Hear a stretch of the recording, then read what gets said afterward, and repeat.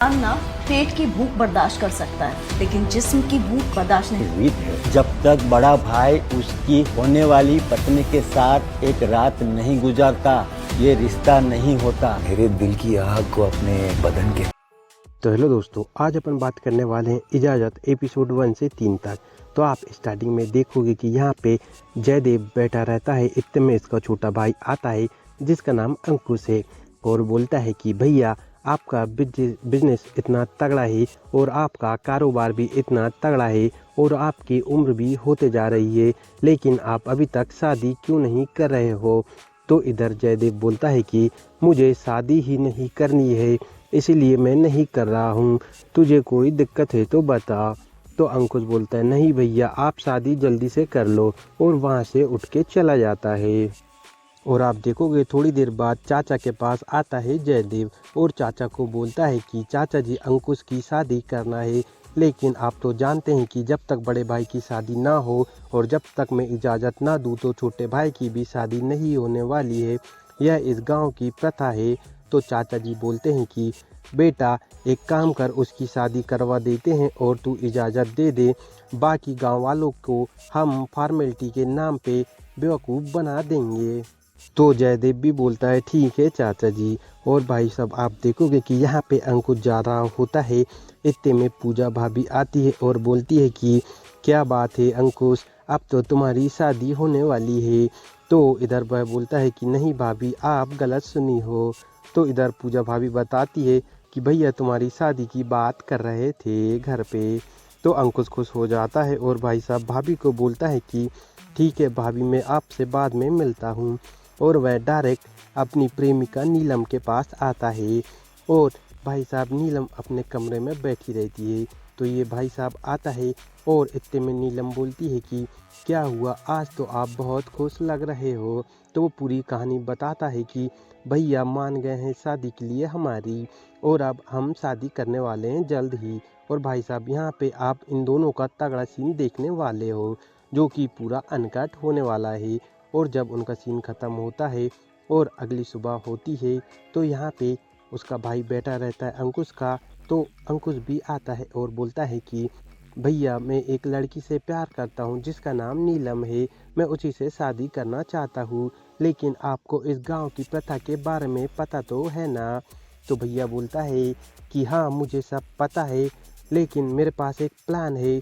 हम गांव वाले को सिर्फ फॉर्मेलिटी के नाम पे दिखाएंगे कि मैंने तुझे इजाज़त दे दी है। चल अभी चाचा के पास अपन इस शादी के बारे में बात कर लेते हैं। तो भाई साहब दोनों चाचा के पास जाते हैं और उसे पूरी कहानी बताते हैं। तो चाचा बोलता है कि तुम्हें तो पता है ना, अगर तुम्हारे बड़े भाई की शादी नहीं हुई और तुम कर रहे हो शादी तो तुम्हारे ऊपर संकट है, तुम्हारी जान को भी खतरा है। अगर तुम्हारे भाई ने इजाज़त दे दिया तो तुम्हारी जान को कोई खतरा नहीं है। और तुम्हें पता है ना, तुम्हारे भाई को इजाज़त देने के लिए तुम्हारी होने वाली बीवी को तुम्हारे बड़े भाई के साथ एक रात गुजारना होगा।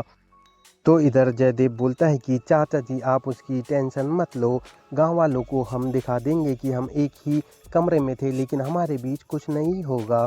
तो अंकुश भी खुश हो जाता है और शादी के लिए रेडी हो जाता है।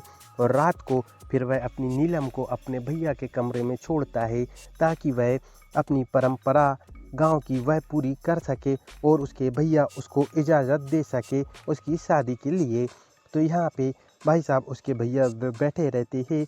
इतने में नीलम आती है और बोलती है कि आप कुछ करोगे तो नहीं। लेकिन भाई साहब यहाँ पे देवराज का तो पूरा मन ही डोल जाता है उसकी इतनी अच्छी खूबसूरत बीवी को देखते हुए, और वह उसे झांसा देता है कि देखो तुम मुझे खुश कर दो तो मैं तुम्हें इजाज़त दे दूँगा। लेकिन नीलम मना करती है। तो देवराज बोलता है कि यहाँ की बातें सिर्फ यहीं पे रहेगी, मैं किसी को कुछ नहीं बताऊँगा। तो फिर इतने में नीलम भी मान जाती है और यहाँ पे इन दोनों का तगड़ा सीन आपको देखने को मिलेगा जो कि पूरा अनकट होने वाला है। और फिर अगली सुबह होती है तो आप देखोगे कि यहाँ पे जयदेव बताता है घर वालों को कि हमारे और नीलम के बीच कुछ नहीं हुआ। जैसे ही नीलम आई मैं उससे पहले ही मेरे को अच्छा नहीं लग रहा था तो मैं सो गया था। तो भाई साहब इतने में नीलम तो शॉर्ट हो जाती है क्योंकि जयदेव घर वालों से झूठ बोल रहा है और उसने सब कुछ कर लिया और वह बताता है कि उसने कुछ नहीं किया और नीलम के साथ भी धोखा किया, क्योंकि उसने नीलम के साथ डील करी थी कि मुझे बस खुश कर दो तो मैं तुम्हें शादी की इजाज़त दे दूंगा। तो इतने में चाचा बोलते हैं कोई बात नहीं, अगले हफ्ते फिर से तुम एक रात के लिए यह सब करना, फिर हम वह रिवाज और गांव की रीति पूरी अपना लेंगे। और भाई साहब थोड़ी देर बाद यहाँ पे जब राजदेव आता है, खड़ा होता है, इतने में नीलम भी आती है और बोलती है कि आखिर आपने ऐसा क्यों किया, हमारी बात हुई थी ना कि एक रात में मैं आपको खुश कर दूंगी तो आप हमारी शादी की इजाज़त दे दोगे। तो इधर जयदेव बोलता है अगर शेर को एक बार खून की लत लग जाए तो उसे बार बार लगती है और मैं तुमसे अब बहुत मज़े लेने वाला हूँ, तो इसी में भलाई है कि तुम मुझे एक रात और खुश कर दो तो मैं वादा करता हूँ कि तुम्हारी शादी की इजाज़त दे दूँगा और आज रात में तुम मेरे कमरे पे आ जाना। ऐसा बोलता है और नीलम चली जाती है। और भाई साहब यहाँ पे तो नीलम रोने लगती है क्योंकि इसके साथ तो बहुत गलत हुआ है। और इतने में पूजा भाभी आती है और बोलती है कि क्या हुआ, क्यों रो रही हो। तो नीलम बोलती है कि तुम्हें मैं नहीं बता सकती। तो इतने में पूजा भाभी बोलती है कि मुझे सब पता है, जयदेव ने तुम्हारे साथ वादा किया है झूठे वाले और तुम्हें रगड़ दिया। तो यहाँ पे नीलम बोलती है कि उन्होंने आज रात मुझे बुलाया है अपने कमरे में। तो पूजा भाभी बोलती है कि तुम्हें जाने की कोई ज़रूरत नहीं है, अब मैं जाऊंगी उनके कमरे में और सब ठीक कर दूंगी। और जैसे ही रात होती है तो भाई साहब यहाँ पे पूजा भाभी पूरी तैयार बैठी होती है और इतने में जयदेव आता है और इनका फिर से चालू हो जाता है। वह जैसे ही देखता है यह तो पूजा भाभी है तो वह मना कर देता है कि तुम यहाँ क्या कर रही हो। तो इधर पूजा भाभी बताती है कि मुझे सब पता है कैसे तुमने नीलम के साथ धोखा किया है और तुमको तो पता ही है ना, विक्रम की मौत के बाद मैं बिल्कुल पूरी अकेली हो गई हूँ और मेरी जवानी अभी पूरी प्यासी है। तो एक काम करो, तुम मेरी जवानी का प्यास बुझाते जाओ और मैं यह राज ही रखूँगी, किसी को नहीं बताऊँगी। और बोलती है कि तुम्हें नीलम के साथ जो करना है करो, मुझे कोई दिक्कत नहीं है।